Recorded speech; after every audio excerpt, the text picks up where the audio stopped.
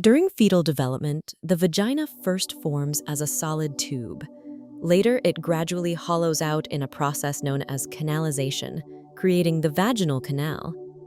At the point where the vagina meets the outside world, a thin, flexible fold of mucosal tissue remains.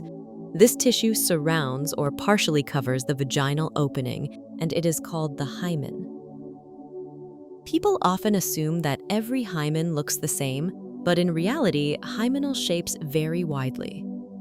Common types described in medical literature include the annular ring-shaped hymen, crescentic hymen, septate hymen, cribriform hymen, microperforate hymen, and imperforate hymen. Among these, the annular and crescentic forms are generally considered typical anatomical variations and usually do not cause any problems. However, some less common variations, such as the septate, cribriform, microperforate, or imperforate hymen, may sometimes lead to symptoms like difficulty with tampon use, painful menstruation, or obstruction of menstrual flow. In such cases, medical evaluation and simple treatment may be recommended. The annular hymen is the most commonly observed type. In this form, the hymen appears as a soft ring of tissue surrounding the vaginal opening with a circular opening in the center. This natural opening allows menstrual blood to flow out normally after puberty. Even within the ring-shaped form, the hymen can vary naturally. The ring can be thin or thicker. The opening may be small or relatively wide, and the edges may appear smooth or slightly folded. The elasticity of the annular ring-shaped hymen is one of the most misunderstood aspects of female anatomy. Many people assume the hymen must break during penetration. But biologically, this is often not how it behaves. The hymen is composed of connective tissue rich in elastic fibers and small blood vessels, which allows it to stretch and retract significantly. Hormones also play an important role. Estrogen increases the elasticity of vaginal tissues, making them thicker, softer, and more flexible. In many individuals with a ring-shaped hymen, during penetration, the central opening of the hymen can dilate to accommodate an object and then return close to its original shape afterward.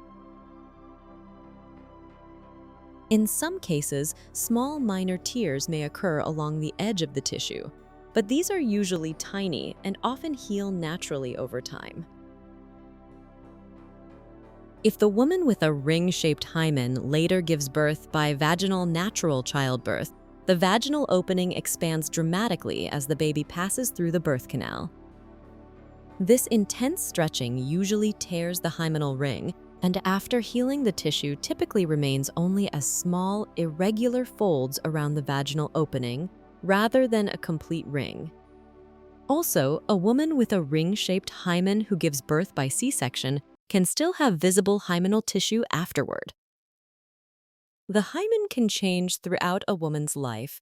Its shape, thickness, and elasticity are strongly influenced by hormones, especially estrogen, from the newborn stage all the way to menopause.